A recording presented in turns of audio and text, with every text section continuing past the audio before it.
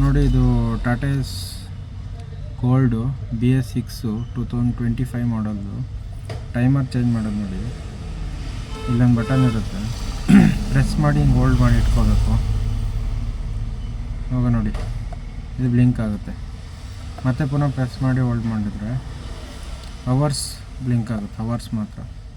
ಇವಾಗ ನೀವೀಗ hours blink ಆಗೋದು ಒಂದೊಂದು ಪ್ರೆಸ್ ಮಾಡ್ತಾ ಬರೋದು ಈ ಥರ.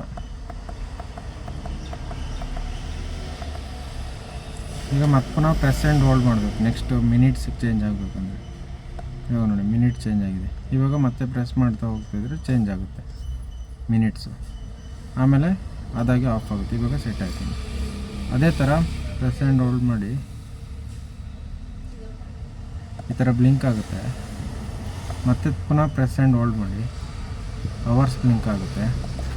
ಮತ್ತೆ ಪುನಃ ಪ್ರೆಸ್ ಆ್ಯಂಡ್ ಹೋಲ್ಡ್ ಮಾಡಿ ಮಿನಿಟ್ಸ್ ಬ್ಲಿಂಕ್ ಆಗುತ್ತೆ.